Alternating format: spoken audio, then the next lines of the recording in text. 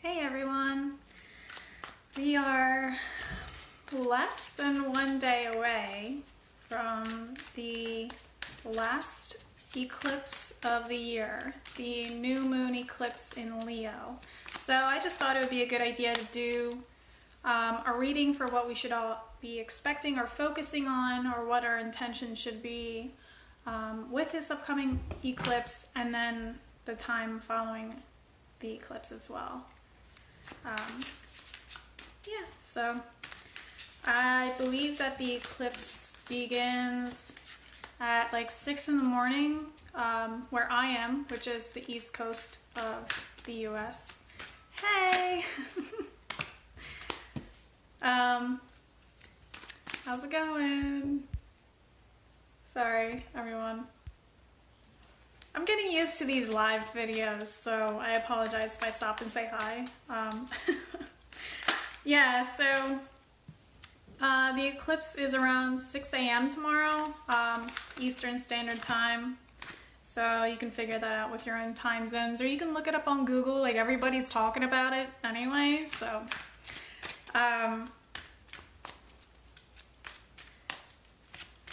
yeah, so the energy of this eclipse, I feel like I can't breathe. I feel a little claustrophobic in a way, to be honest. I feel like the air is being sucked out of the room.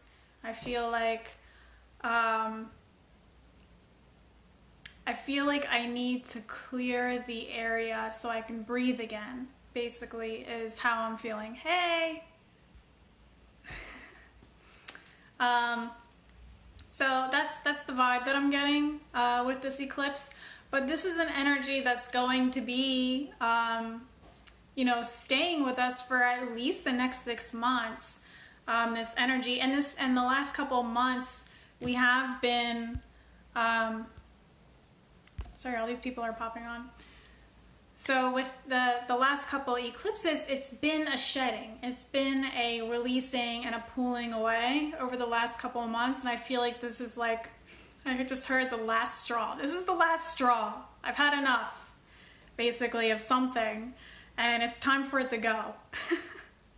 Like, I've held on to it for as long as I can, and now it's time for it to go. So there's it's definitely connected to our karma. I feel that this is definitely a highly intuitive time for us, where we can really tune in and understand what is important for us at this time, or what is it that where in our lives we are feeling out of balance or feeling uncomfortable. So we have the High Priestess, we have the Justice card, we have the Temperance in reverse, and the Page of Pentacles. So it's definitely a time of knowing that something needs to go, knowing that there's areas of our lives that just make us super uncomfortable. And maybe we've known that it's got to go for a long time, and now it's time from here. Hi, Freddie. Thanks for watching. What was I saying? So there's something that we've been feeling like something needs to go, and I feel like this last eclipse is like the race to the end, to at least the end of the year, of letting it go, basically. Like, I'm feeling like it's the beginning of the ending, basically, because we can't really expect, the eclipse is like, I read online, someone had said on my Facebook that the energy of these eclipses is like the last 6 months or the last year of lessons all compounded into one event, basically. So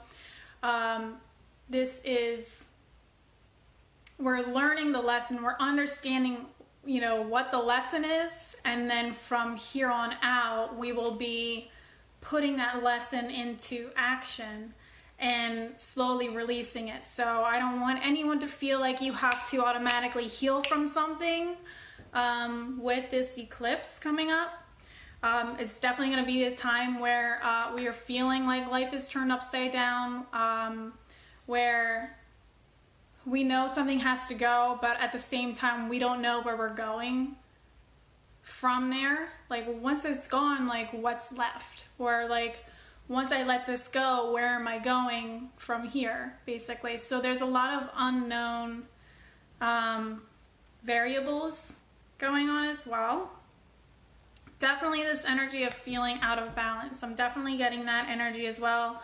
But I feel like that unbalanced energy is necessary for us to pay attention. It's like a signal for us to really pay attention to what it is that we need to learn or what it is that we need to release. And it's a new moon eclipse. So new moons are all about setting intentions for what it is you want to bring into your life. So placing the focus on what it is that you want for yourself, you'll be able to understand what it is that you don't want for yourself anymore. So I was listening to Colette Baron-Reid interviewing somebody this morning, and they were talking about the Girlfriend Manifesto, which is somebody created this thing called the Girlfriend Manifesto, and it's basically just like a manifesto for yourself, like creating a manifesto of where you want your life to go, like really getting clear on what it is that you want for yourself, and like not putting the fear into it or like trying to figure out how you're going to get there, but just laying it out. Okay, this is what I want. Like I want kids, I want a house, I want to be famous, or something like that. I recommend writing it all down and getting really clear on your intentions of what it is that you want for your life, where it is that you want to go from here on out. Where do you want to be in the next 20 years from now? How do you see yourself? So like writing it down and getting really clear on that, I feel, is very important around this time. And not worrying about how you're gonna get there. So like really think big about what it is that you want for yourself and your life during this time. I'm gonna see, and I feel like in doing that, that's also, I feel like I already said this, but getting very, very clear on where you expect your life to go is going to help you to understand what is holding you back, what you're holding on to. I feel like from the past, like things from the past that you're holding on to that are holding you back from really allowing yourself to move forward with your life.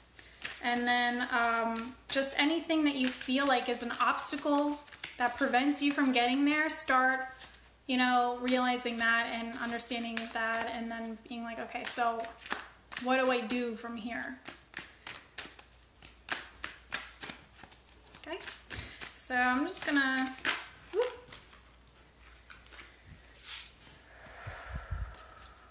so also releasing,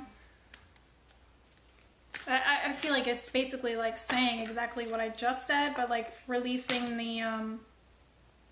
the chains of like what is, what's keeping you back, like what is your obstacles, what tempts you to go back into your old patterns, and like what is so easy for you to just go back into, like old habits, negative habits that keep you in this cycle of staying stuck, you know what I mean? Or of not believing in yourself, or like really realizing where those patterns are, where those habits are.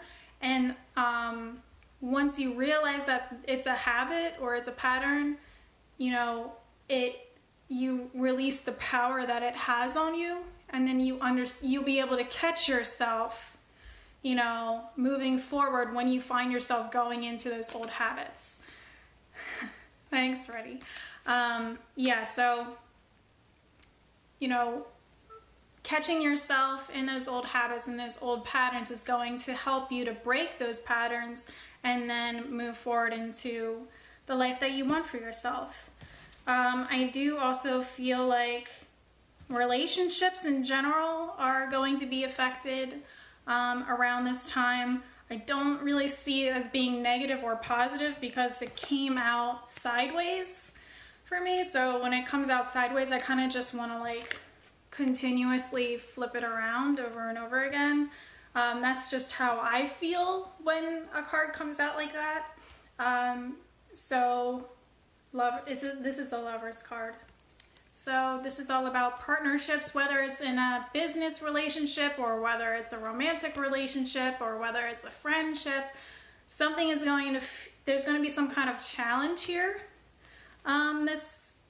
The rest of this month, you may find yourself having arguments and stuff like that because you're in the process of shedding, and maybe people in your life are tied to what it is that you're trying to let go of.